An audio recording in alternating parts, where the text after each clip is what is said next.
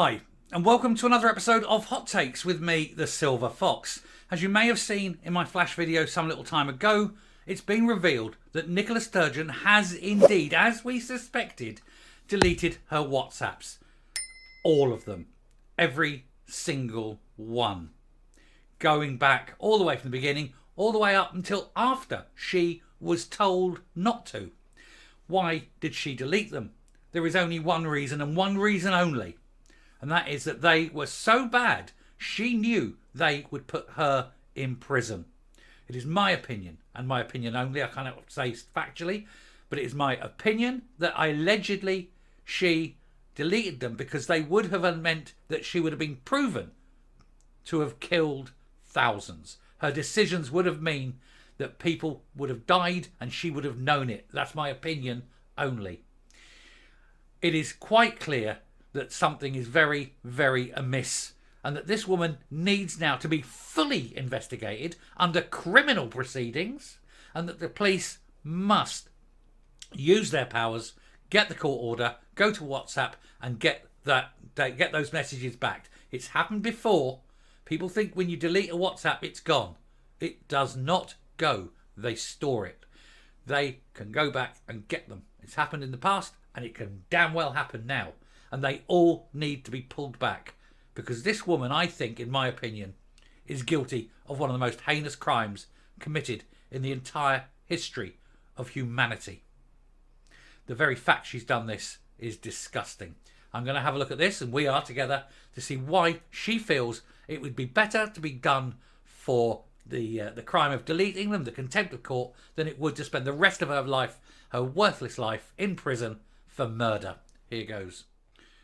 Now, I have been saying all along that this was likely to happen because she was refusing to deny. And we know the rules of politics. If you refuse to say yes, it's no. Well, she was refusing to deny she deleted them, and therefore we knew she'd deleted them. And now it comes out. Nicola Sturgeon deleted all her WhatsApp messages and texts during the pandemic. Now, nobody does this. Nobody on a normal basis deletes WhatsApps and texts and things like that. You don't do it. The fact she is an indication of guilt, because you are cleaning this up. You don't do what she describes as routine tidying up. You don't routinely tidy up. You delete them because they are so implicative of the crimes you are committing. The UK COVID inquiry hears the former First Minister's messages were deleted in routine tidying up of inboxes or changing of phones. Yeah, they change their phones regularly, so this won't happen. While John Swinney and Jason Leach also routinely cleared out their phones. Nobody does this. Nobody in the real world does this. Unless you are hiding crimes. And the crimes they are hiding are disastrously bad. These are fascist. We are talking crimes of the 1930s in the concentration camps. Mass murder. I'm saying it. They are hiding evidence, perhaps, of mass murder. That's the SNP now. They are potentially mass murderers. And that is why they had to delete everything. They could not allow anything to go through.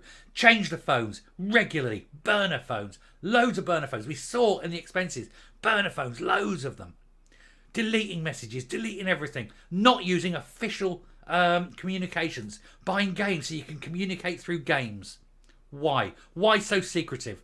Why so dodgy? Because there's criminality. Major crimes against humanity. What would be described as war crimes. Crimes that need to be resolved at The Hague. And this woman up there with all the other criminals facing the same penalty. We need to bring back the noose for people like this. Nicola Sturgeon deleted her pandemic WhatsApp messages despite being told to retain them by the UK COVID inquiry. This is despite her promise in August 21 that all messages would be handed over. So she sit there, she promises they would, and then immediately deletes them because she knows that it means prison for life for this woman who has potentially murdered thousands. The bombshell evidence was heard at the inquiry's hearings in Edinburgh on Friday and ends weeks of speculation over what had happened to the former First Minister's texts and messages. She so far refused to confirm or deny reports that she'd routinely deleted them. Well, we know the moment, and I said this, the moment she said that she was not confirming or denying, we knew she had. Every single one. This woman is now guilty. It is without a doubt guilty. We all know now. We all know what she is and what she's done. The police need to get that court order and they need to get those messages back. And then they need to go through them. Then they need to charge her with crimes against humanity. Ken Thompson, the former Director General for the Constitutional and External Affairs and the manager of the COVID Coordination Directorate of the Scottish Government, was grilled by lead counsel to the inquiry, Jamie Dawson KC. He revealed that a request for Miss Sturgeon's informal messages between January the 20th, 2020 and April the 30th, 2022 came back nothing to return because she got rid of every single one of those messages. Every single one, because she knew that it would mean jail. Prison for life. Mass murder. The Scottish Government submission said messages were not retained. They were deleted in what she calls routine tidying up of inboxes or changing of phones. All substantive issues were recorded by private office emails. Auto-delete was not active, unable to retrieve messages. Of course not. Because when you are about to embark on one of the worst crimes imaginable, genocide, you don't want any evidence left.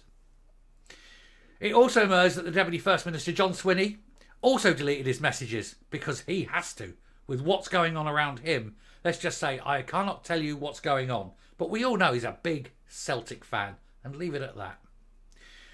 The submission states, during the period communicated via WhatsApp, text and or telephone with Nicola Sturgeon, Jean Freeman, Hamza Yousaf and others, for the purposes of raising urgent information and preparing for formal meetings.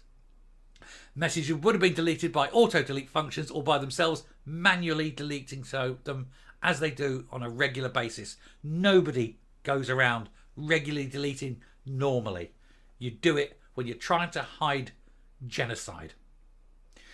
Mr. Thompson said the use of electronic messaging grew very rapidly at the start of the pandemic. I blame Boris. I blame Boris Johnson for this because he did not have the balls to say no. It's a UK thing, not a devolved thing.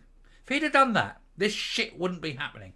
And Sturgeon would not have had the opportunity to murder people. Anyway, he said people switched to working from home but insisted all major decisions were taken in cabinet meetings. That is bullshit. That is bullshit. These decisions were made when they're sitting there on video games at each other's houses, hiding it, getting rid and making sure there is no official communication.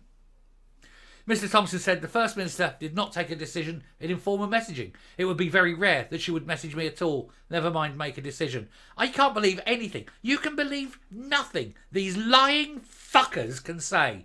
This is outright clear evidence that these people deliberately genocided the old. Mr. Dawson turned the COVID outbreak group. She weaponised this. She's weaponised this virus for political ends to make sure that the old could go. The ones who'd vote for unionism would go and she could get that and ram that through. And why? So she could be Saint Nick, the Queen of Scotland, and murdered her way to the fucking top. The inquiry is shown a series of WhatsApp group exchanges from the 13th of May 2021 in which Mr. Thompson posts, I don't give a shit. I can't believe anything. They're all lying bastards. And that witch deleted every single message, knowing and after she was told not to. And she still did it because she'd rather do 8 months, 10 months in jail for contempt than the rest of her shitty, worthless, scummy life for genocide. She's a... I want to say it, but I'm not going to. I'm going to come up. I want to be there when the police get that, or put that warrant and go to WhatsApp and get every single one of those messages. I want to see her face. And if they don't, I would love to see a Ceausescu moment. I think a Ceausescu moment is about right in Scotland today. They need to march on these people and Ceausescu them. All of them. And that'll send a message. Damn it, I'd pay money to watch that. I'm so angry. I'm going to go and calm down. I've got a cup of tea. I'm going to drink my tea. I'm going to calm down because I've got more videos to make and I need to calm down. It's going to give myself a bloody heart attack. There'll be more on this story later. Speak soon. Bye.